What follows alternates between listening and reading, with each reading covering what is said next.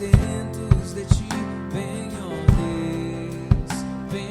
Deus, enche este lugar. Meu desejo é sentir teu poder, então vem me incendiar. Meu coração é o teu altar, quero ouvir o som do céu, tua glória contemplar. Então vem me incendiar. Meu coração é o teu altar, quero ouvir o som do céu, tua glória contemplar. Te damos honra, te damos glória. Teu é o poder pra sempre. Amém. Te damos honra, te damos glória. Teu é o poder pra sempre. Amém. Então vem me incendiar. Meu coração é o teu altar, quero ouvir o som do céu, tua glória contemplar.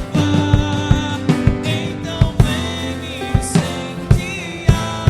Meu coração é o teu altar, quero ouvir o som do céu, tua glória contemplar. Te damos honra, te damos glória. Teu é o poder pra sempre. Amém. Te damos honra, te damos glória. Teu é o poder pra sempre. Amém. Pra sempre. Amém.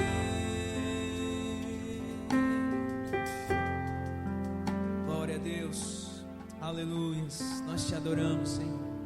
Te adoramos porque tu és o Deus a quem nós servimos e amamos. Não há outro igual a ti, Senhor. Não há outro igual a ti. É incrível o amor do Senhor para com as nossas vidas. Não existe nada nesse mundo que possa se comparar ao amor do nosso Deus. Ele é perfeito, é justo e maravilhoso.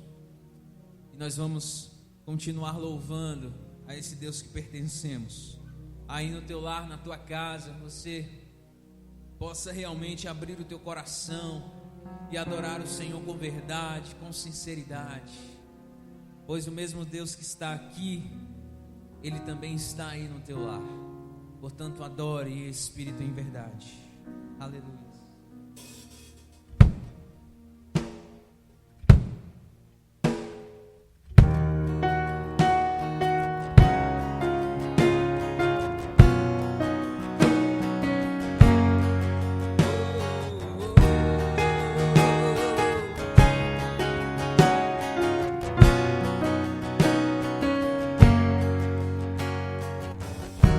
Antes de eu falar, tu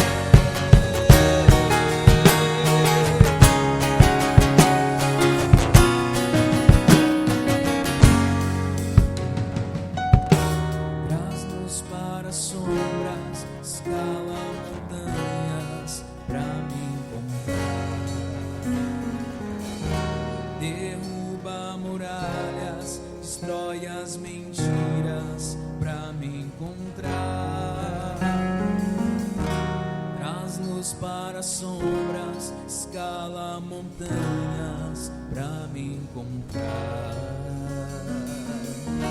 Derruba muralhas, destrói as mentiras pra me encontrar. Traz luz para as sombras, escala montanhas pra me encontrar. Derruba muralhas, destrói as mentiras pra me encontrar. Traz luz para as sombras, escala montanhas pra me encontrar. Derruba muralhas, destrói as mentiras pra me encontrar. Oh, impressionante, infinito, ousado amor de Deus. Oh, que deixa as 99 só pra me encontrar. Posso comprá-lo, nem merecê-lo, mesmo assim se entregou. Oh, impressionante, infinito, ousado amor de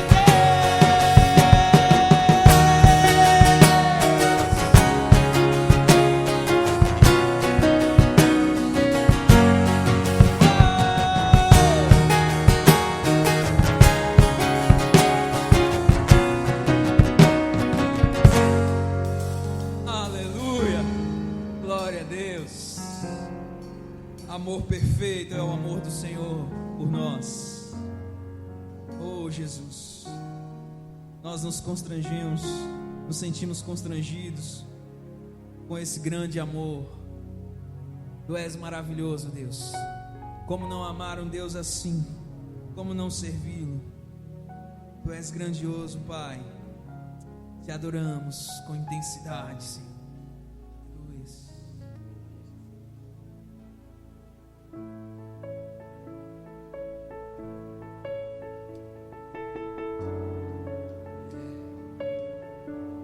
Sinta o amor do Senhor.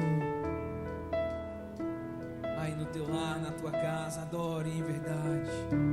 Junte a sua família, junte todos e adore o Senhor.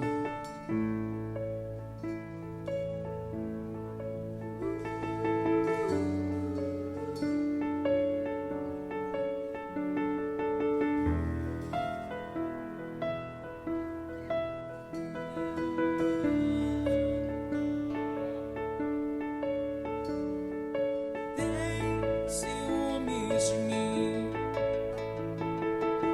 o seu amor é como um furacão,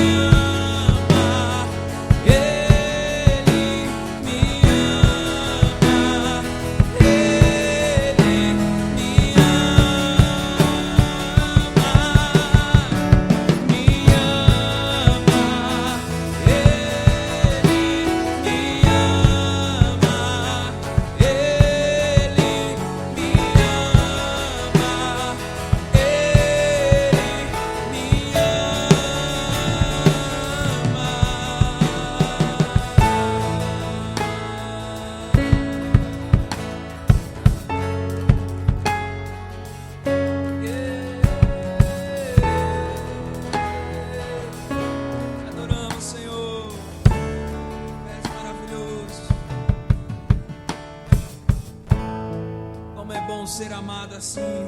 Como é bom sentir esse amor do Senhor verdadeiro. Amor esse que não falha. Amor esse que não pede nada em troca. Oh, incomparável amor. Queremos mais e mais de Ti, Senhor.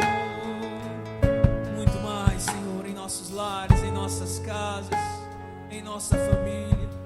Derrama mesmo do Teu amor. Transborda os nossos corações, Pai, em nome do Senhor Jesus. Oh, maravilhoso Deus. Aleluias, aleluias, aleluias. Glória a Deus.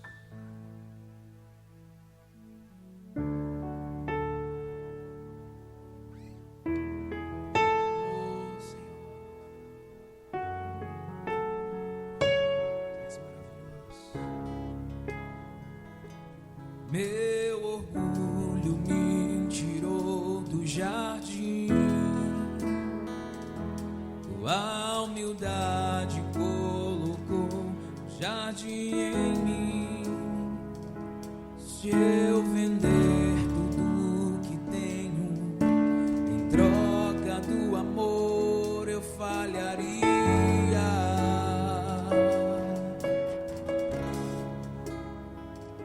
Pois o amor não se compra, nem se merece. O amor se ganha, de graça o recebe. Eu quero conhecer Jesus. Quero conhecer Jesus. Eu quero conhecer Jesus. Eu quero conhecer Jesus, meu amado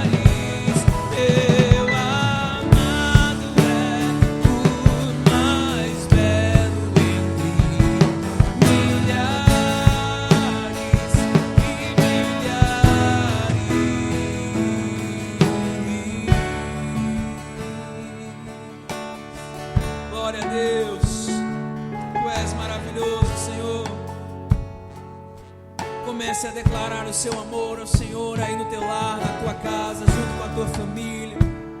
Diga a Ele que você o ama. Te amamos, Senhor. Não podemos viver sem Ti. Tu és tudo para nós. Continua, Senhor, permanece em nossa casa, em nosso lar, em todo esse tempo. Tu és bem-vindo em nossos corações, Espírito Santo de Deus. Aleluia. Glórias a Ti, Pai. Queremos receber a Tua palavra, Senhor. Neste momento, queremos abrir os nossos corações, Pai. Fale as nossas vidas de uma forma especial e maravilhosa. Em nome do Senhor Jesus. Aleluia. Glória a Deus. Aleluia. Aleluia.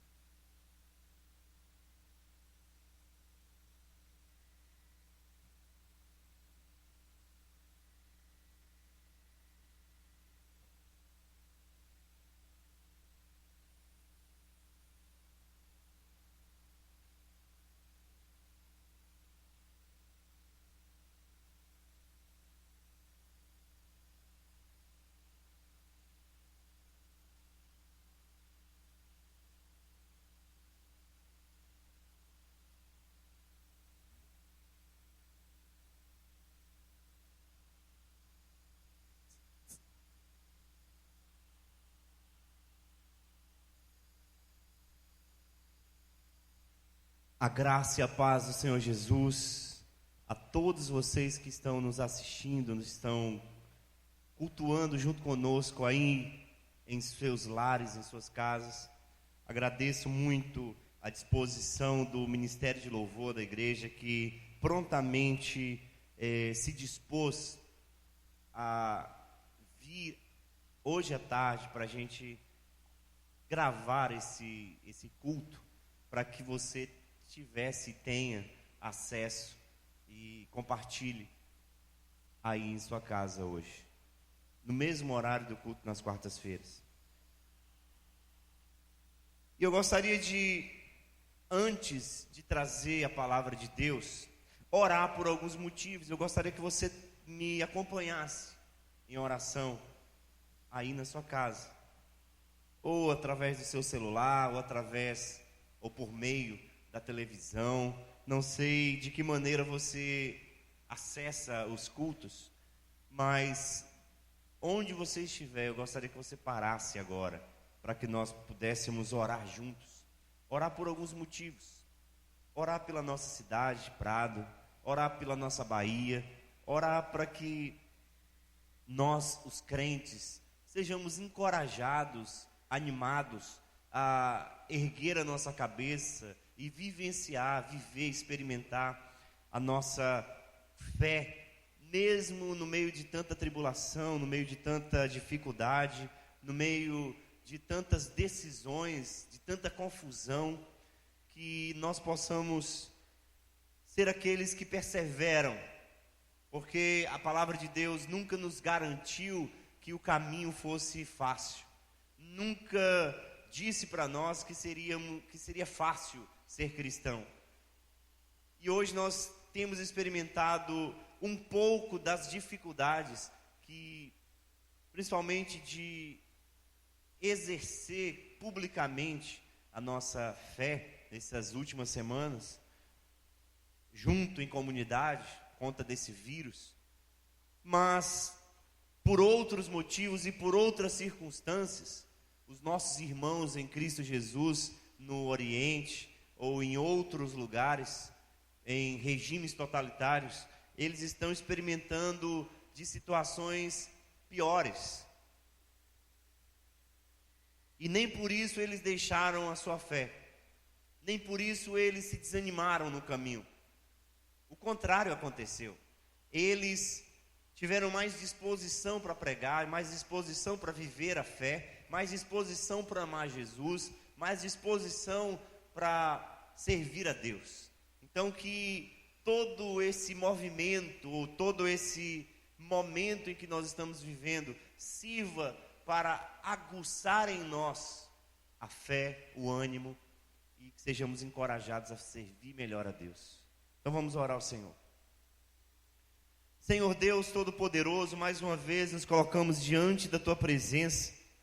Ó Deus, sabedor de que o Senhor tem o domínio, o governo de todo o universo. Nada, Senhor, nada sai do Teu controle, nada foge ao Teu domínio. E eu lhe peço no nome de Jesus, que a Tua graça esteja sobre cada crente, cada família, cada pessoa que nos ouve, que assiste ou participa desse momento, que está em sua casa. Ó Deus, que o Senhor possa, através da Tua palavra, encorajar o Teu povo, nos encorajar a viver o Evangelho de fato, não apenas em momentos confortáveis, mas em momentos como nós estamos vivendo, como esses. Que o Senhor possa, Deus, fazer com que arda em nosso coração o desejo, a vontade, o fervor em Te servir, em amar o Senhor, em exercer a nossa fé, a nossa confiança, em nome de Jesus. Que o Senhor possa ir ao encontro daquelas pessoas, Senhor, que estão desanimadas, que estão desencorajadas, pessoas que estão perdendo a fé no caminho. Que o Senhor possa, Deus, visitá-las poderosamente. Que o Senhor possa, Deus, animá-las poderosamente através da Tua palavra, através do Teu Espírito, em nome de Jesus.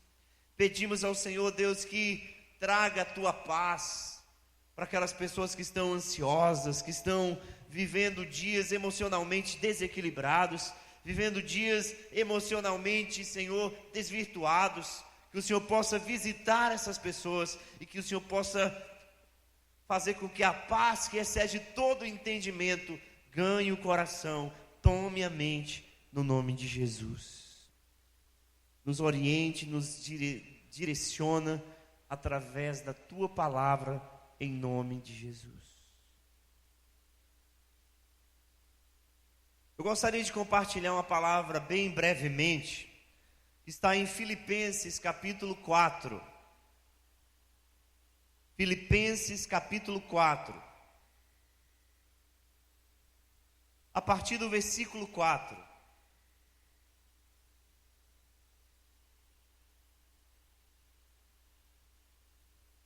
A palavra de Deus diz assim: alegrem-se sempre no Senhor. Outra vez digo, alegrem-se. Que a moderação de vocês seja conhecida por todos. Perto está o Senhor. Não fiquem preocupados com coisa alguma, mas em tudo sejam conhecidos diante de Deus os pedidos de vocês, pela oração e pela súplica, com ações de graças. E a paz de Deus, que excede todo o entendimento, guardará o vosso coração e a mente de vocês em Cristo Jesus. Finalmente, irmãos, tudo que é verdadeiro, tudo que é respeitável, tudo que é justo, tudo que é puro, tudo que é amável, tudo que é de boa fama, se alguma virtude há e se algum louvor existe, seja isso o que ocupe o pensamento de vocês. Somente esses versículos. Meus irmãos, nós não nos cansamos de dizer ou de fazer uma leitura da realidade e enxergar que os dias em que nós estamos, ou os dias que nós estamos vivendo, são atípicos. Os dias que nós estamos vivendo são radicalmente diferentes dos dias que vivemos outrora. O estilo de vida com o qual nós nos deparamos nos últimos 3 meses, principalmente ou a partir da pandemia que se desencadeou e das consequências, das decorrências dessa pandemia, do ponto de vista econômico, do ponto de vista emocional, do ponto de vista relacional. Quando nós fazemos uma leitura dessa realidade, nós percebemos que as coisas estão se configurando de maneira diferente. A realidade ou os tipos de relacionamentos tem se configurado de formas diferentes. Mas, diante de tudo isso, como é que nós cristãos devemos agir? De que maneira devemos lidar com tudo isso? Qual tipo de pensamento, de cosmovisão, qual tipo de atitude que nós devemos ter diante de tamanha situação, de uma situação atípica que a igreja está vivendo, que a sociedade está vivendo, que a economia do país está vivendo? Qual tipo de mente que nós devemos ter para termos saúde emocional diante de um caos como esse? Qual tipo de mente que nós devemos ter, ou de pensamento que nós devemos ter, para lidar com toda essa enxurrada de informações, de confusões, de oscilações sociais? De que maneira nós, cristãos, devemos agir, devemos nos comportar? E nós sabemos que o modo como nos comportamos é fruto do tipo de pensamento que nós temos. O modo como agimos em relação à vida, o modo como agimos e reagimos em relação à vida, às circunstâncias, é radicalmente coerente com o modo como pensamos sobre a vida. E eu trouxe esse texto, eu quero meditar um pouco nesse texto, porque esse texto traz para nós grandes lições de como lidar em tempos de aflições. Grandes lições para nós cristãos acerca de como pensar, de como agir, de como lidar com situações tensas, com situações em que nós, de certa forma, estamos nos sentindo oprimidos socialmente. Mas antes de apontar algumas dessas lições no texto, nós precisamos compreender qual é a condição, qual é a situação, tanto de Paulo, que escreve essa carta aos Filipenses, quanto dos próprios crentes que estavam em Filipos. E a gente precisa entender, meus queridos, a gente precisa levar em consideração que quando Paulo escreve essa carta aos Filipenses, Paulo está preso. Paulo tinha poucos dias de vida, porque ele sabia de uma sentença que estava sobre ele, e a sentença seria decapitação. Paulo, na prisão, sabia que dali a alguns dias seria morto, por causa do evangelho, por causa de perseguição imperial, por causa de perseguição religiosa. Paulo sabia que o seu destino seria a morte, o martírio. E ele escreve essa carta para crentes que estavam também vivendo tempos difíceis, porque o povo estava sendo massacrado por judeus, do ponto de vista de serem perseguidos, de serem denunciados. Os cristãos, nesse contexto, eram pessoas, de certa forma, que não eram bem vistas, eram pessoas que eram denunciadas como um povo que estava se rebelando contra o Império Romano. E nós sabemos que esse contexto, tanto de Israel, quanto de Filipos, dos Colossenses, ou de lugares na Grécia, eram colônias de Roma. Quem ditava a regra era Roma. Quem estabelecia os padrões era Roma. Quem designava tudo era Roma. Filipos era uma colônia romana. Então observem bem, aquele povo teria que viver sob o padrão de um império corrupto, de um império que oprimia, de um império que escravizava, de um império anticristão, de um império que se autodivinizava.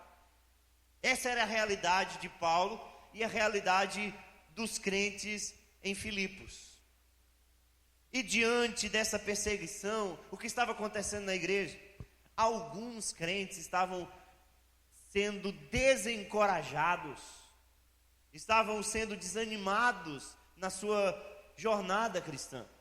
Alguns crentes estavam apostatando da fé, estavam largando a fé cristã, estavam deixando de servir a Deus por conveniência do império, para terem o mesmo conforto que tiveram outrora.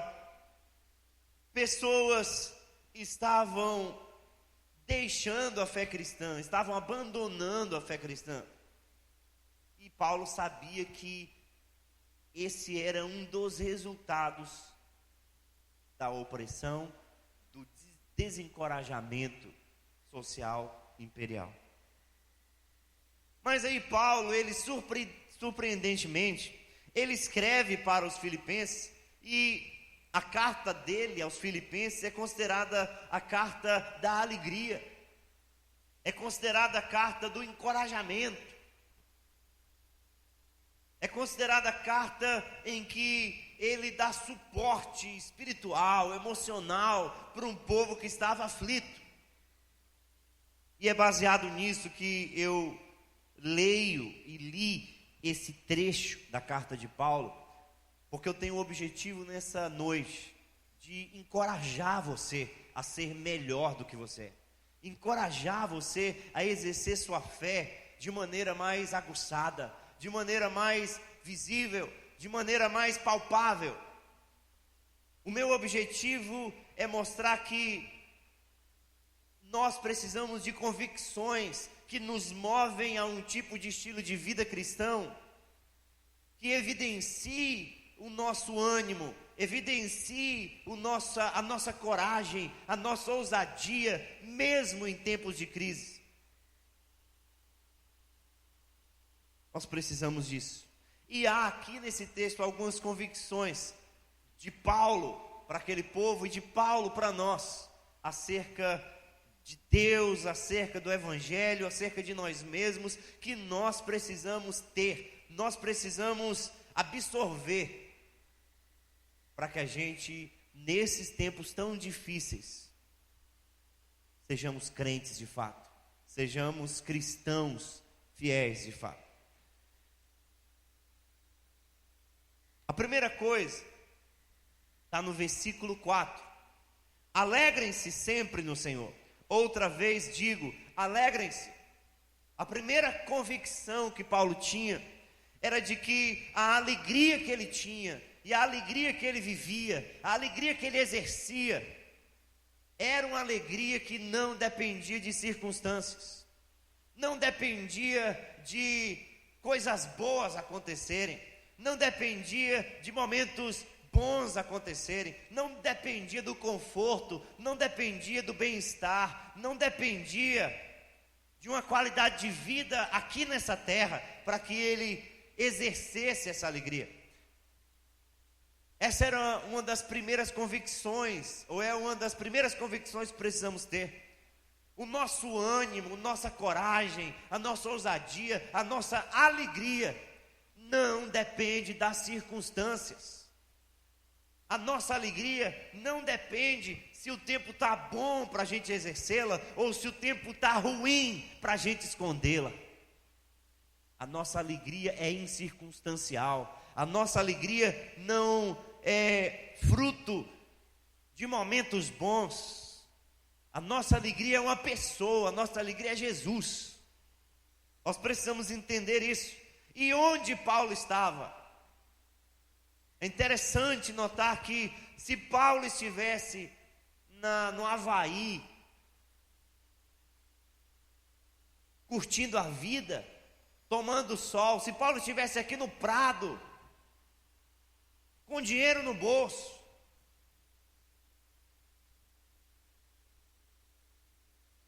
comendo do bom e do melhor. Paulo talvez teria razões suficientes, do ponto de vista humano, do ponto de vista material, de escrever para aquele povo que estava na perrenga, que estava enfrentando situações terríveis. Paulo talvez teria razões, humanamente falando, para escrever que aquele povo tivesse alegria. Mas só que Paulo não estava assim. Paulo estava preso e dali a pouco ele seria decapitado, ele seria morto.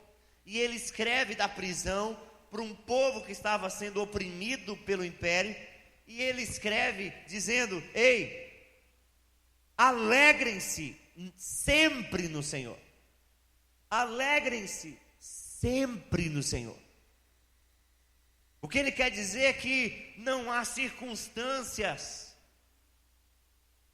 ou a alegria do crente, a alegria do cristão, independe de circunstâncias. Sabe por quê? Porque a nossa alegria é uma pessoa, a nossa alegria é Jesus. E nós nos alegramos quando tudo vai bem, mas quando tudo vai mal. Nós nos alegramos quando estamos em pastos verdejantes, mas quando estamos no vale da sombra da morte. Nós nos alegramos porque tanto no vale da sombra da morte, quanto em pastos verdejantes, há uma pessoa que está conosco, Jesus. A nossa alegria é incircunstancial. Se você depender dessa crise para passar, para você se animar, para você se encorajar, se você depende de uma vacina para a pandemia acabar, para que você se encoraje a viver sua fé, você não entendeu o cristianismo. Você não entendeu o que é viver, o viver cristão. Se você depende das circunstâncias geográficas, sociológicas, econômicas, se você entende que para você dar um sorriso ou ser alegre em Cristo, você precisa ter dinheiro no bolso, você precisa comer, você precisa beber, você precisa vestir, você precisa das circunstâncias, você não entendeu o Evangelho. Eu não estou dizendo que essas coisas não são importantes, eu não estou dizendo que essas coisas não são legítimas, não é isso que eu estou querendo dizer. O que eu estou dizendo é que a nossa alegria ultrapassa essas coisas. A nossa alegria fundamental, essencial, ela está em Cristo Jesus. Porque quando nós concentramos a nossa alegria em Cristo Jesus e entendemos isso, você sabe o que vai acontecer? Nós vamos ter o equilíbrio necessário, nós vamos ter a paciência necessária, nós vamos ter a criatividade necessária, nós vamos ter a longevidade necessária. Então, o primeiro elemento que nós precisamos ter na nossa vida e aprender a exercê-lo é a alegria incircunstancial. Não dependa da alegria ou das circunstâncias para você ter ânimo. Não dependa das circunstâncias para você ter coragem. Não dependa das circunstâncias para você exercer sua fé. Não. Faça isso em tempos bons, em tempos ruins. Daniel, ele orava tanto em tempos propícios, em tempos em que ele estava livre, em tempos em que ninguém o denunciava, quanto na cova dos leões. Ou seja, Daniel era Daniel que exercia sua fé independentemente das circunstâncias. E ele estava alegre em Deus, tanto em momentos ruins quanto em momentos bons, porque a sua alegria era Deus e não o que Deus produziria. e não o que Deus lhe daria, e não o que Deus, ou a forma como Deus lhe abençoaria. Não, a alegria dele estava em uma pessoa, em Deus. Alegria incircunstancial. Aí Paulo caminha e diz assim no versículo 5: que a moderação de vocês seja conhecida por todos, perto está o Senhor. Gente, que coisa impressionante. Perto está o Senhor. Isso aqui nós precisamos entender em dois sentidos. Perto está o Senhor. O primeiro sentido é que Paulo estava tendo em vista a iminência da volta de Jesus. Então, Paulo tem uma esperança de que breve Jesus voltaria para organizar as coisas, para sintonizar as coisas, no sentido de que não mais haveria opressão, não mais haveria dor, não mais haveria choro, lágrimas, não mais haveria pecado.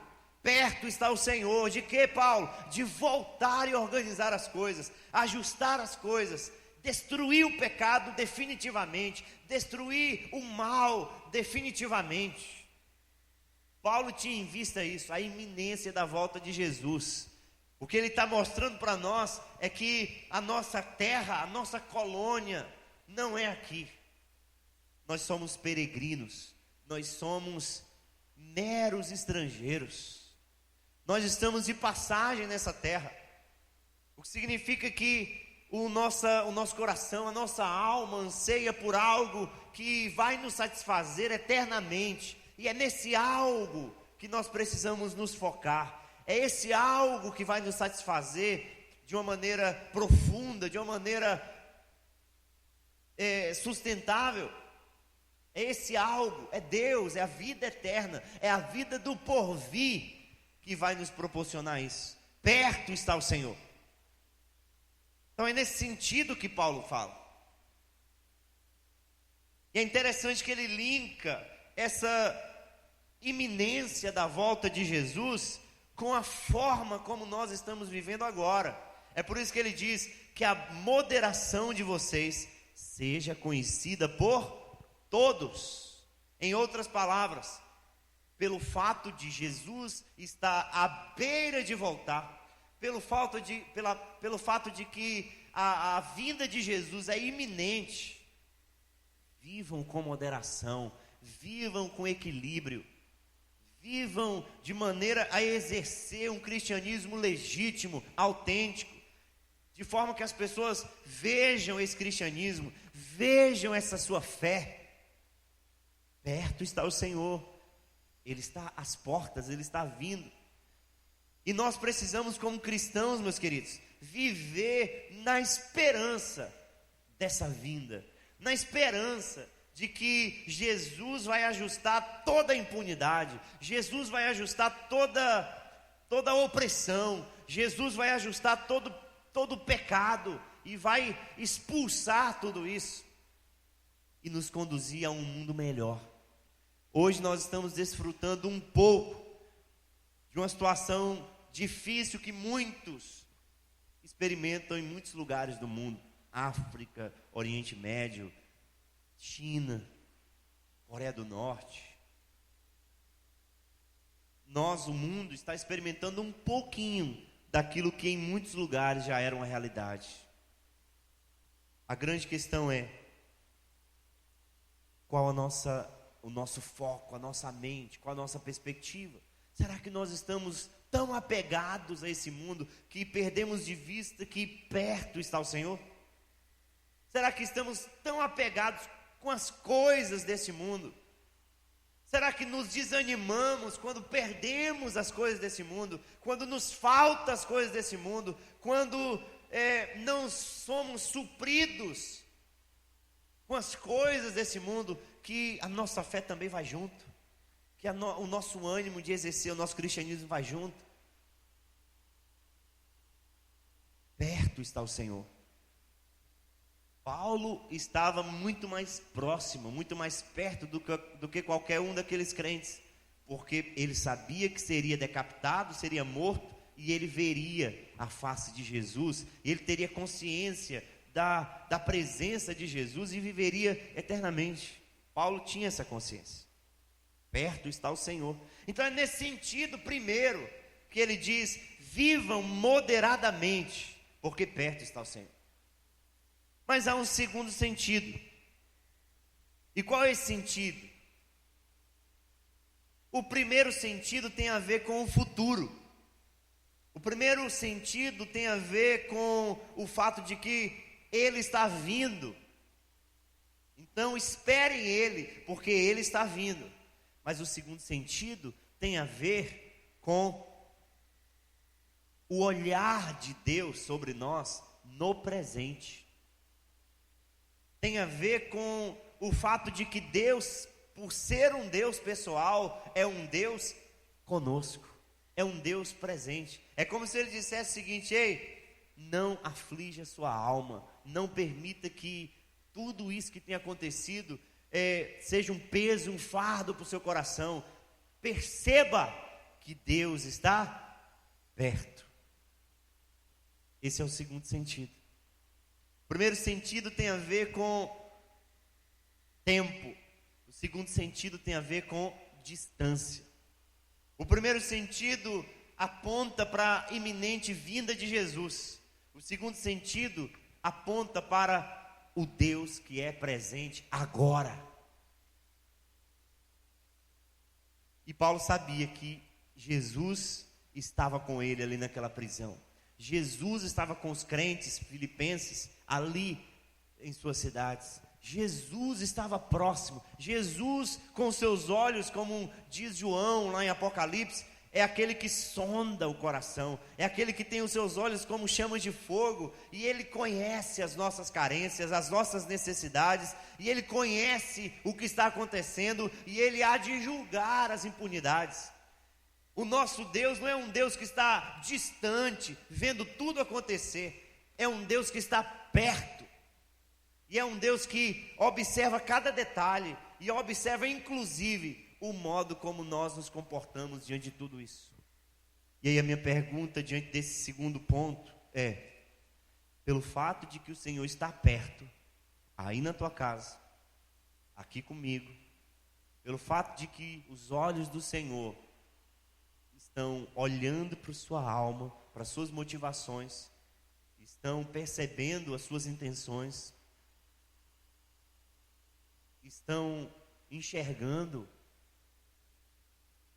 a sua intimidade, a sua espiritualidade, o motivo pelo qual você faz as coisas, o motivo pelo qual você ora, o motivo pelo qual você vinha à igreja, o motivo pelo qual você ouve esse sermão. E a grande pergunta é: qual a legitimidade, qual a autenticidade disso, a sinceridade de tudo isso diante dos olhos que enxergam tudo? Porque perto está o Senhor. Perto está o Senhor.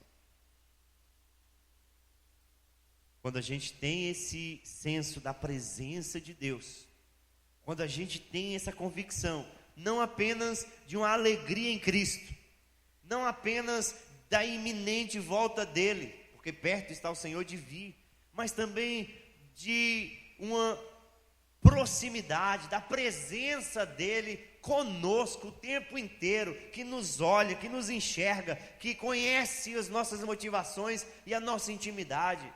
Como é que nós lidamos com isso? Como é que nós lidamos com isso?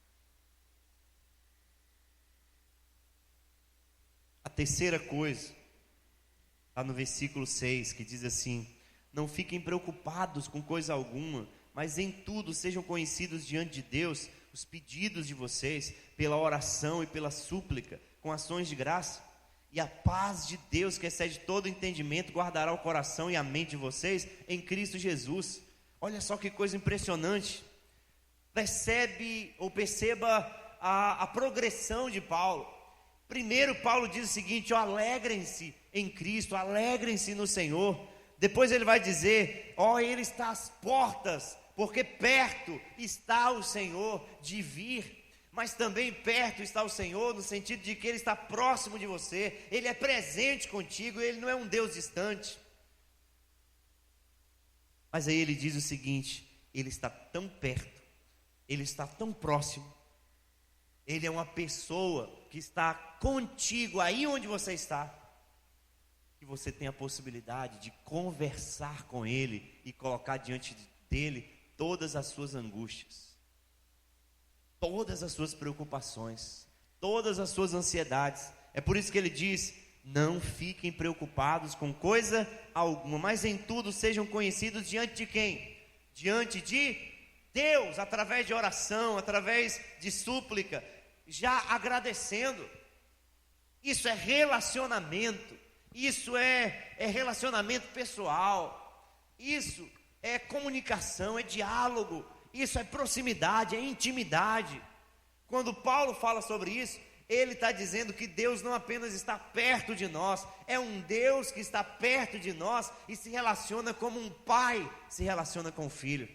E aí, como um pai se relaciona com o filho, nós temos todo o acesso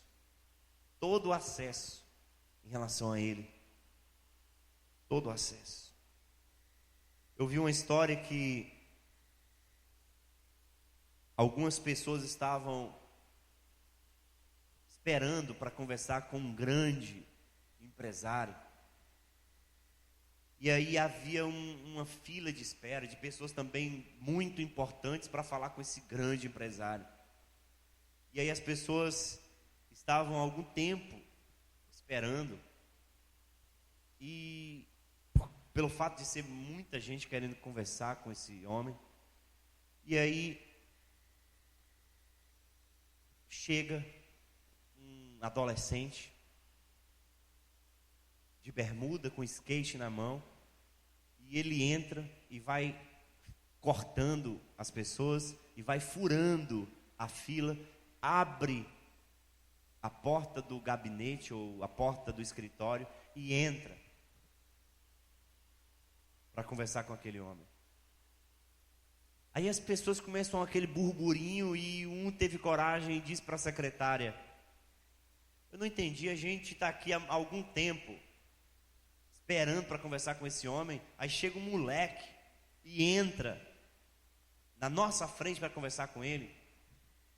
O que está acontecendo mesmo? Aí aquela secretária disse assim: aquele moleque que entrou é o filho do dono, é o filho do moço, do rapaz. E aí todo mundo ficou quieto. E eu acho impressionante que Deus, na sua pessoalidade, na sua busca por esse relacionamento íntimo conosco, Ele deixa a porta aberta para que os filhos entrem em qualquer hora, a qualquer momento. E você tem a possibilidade de orar ao Senhor, a possibilidade de conversar com Deus, de ser mais íntimo com Deus, porque perto está o Senhor. E o texto nos diz que pela oração e pela súplica, algo acontece no nosso coração. E o que acontece, pastor? A paz de Deus, que excede todo o entendimento, guarda o coração e a mente de vocês em Cristo Jesus. A paz de Deus, aquilo que o mundo não consegue dar, aquele alívio, aquele acalento que o mundo não consegue dar, Deus, o Todo-Poderoso, que é o nosso Pai, que está perto de nós, Ele consegue dar. O que significa que o mundo pode estar acabando, o mundo pode estar se ruindo, mas nós, crentes em Cristo Jesus, com essas convicções inabaláveis, não vamos permitir que o nosso ânimo seja minado, não vamos permitir que a nossa coragem seja minada, mas nós vamos nos animar, nós vamos nos encorajar, nós vamos erguer a nossa cabeça, nós vamos exercer a nossa fé, nós vamos orar mais, nós vamos ler mais as Escrituras, nós vamos servir mais com excelência a Deus. Sabe por quê? Porque a alegria é incircunstancial, porque perto está o Senhor de vir, e perto está o Senhor conosco. Porque perto está o Senhor conosco e nos ouve. E em nos ouvindo, esse Deus nos alivia, nos encoraja, nos anima e nos dá a paz que excede todo entendimento. Para finalizar, o versículo 8 diz assim: finalmente, irmãos, tudo que é verdadeiro, tudo que é respeitável, tudo que é justo, tudo que é puro, tudo que é amável, tudo que é de boa fama, se alguma virtude há e se algum louvor existe, seja isso o que ocupe o pensamento de vocês. O que ocupe o pensamento de vocês. Você sabe o que é pior? Não é a pandemia, não são os decretos, não são as dificuldades que as pessoas estão enfrentando. O pior não é isso. O pior é quando a gente nutre em nossa mente informações ou um tipo de pensamento que mais nos afasta de Deus do que nos aproxima. Um tipo de pensamento, de informações absorvidas que mais nos atrapalha na nossa fé cristã, que mais nos embaraça na nossa fé cristã do que nos aproxima de Deus.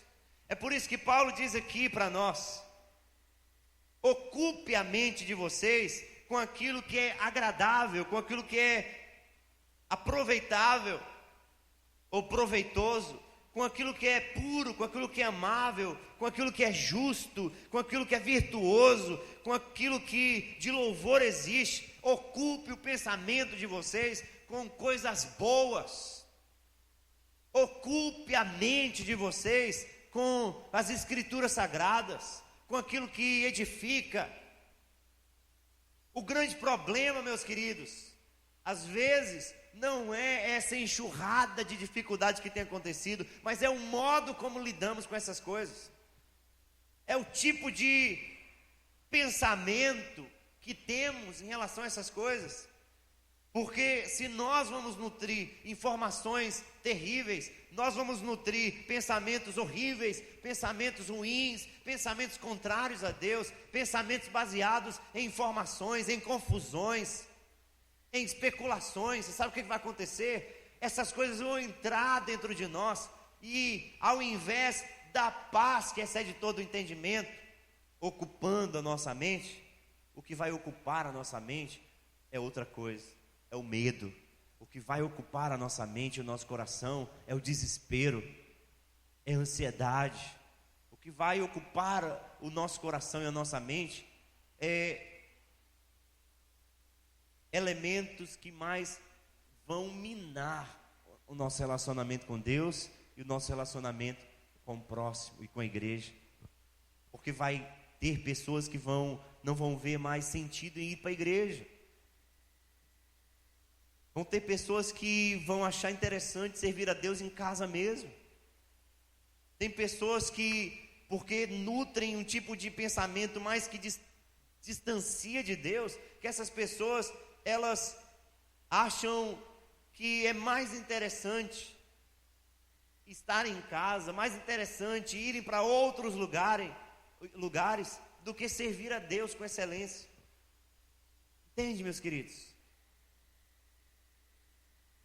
Nós precisamos rever as nossas convicções.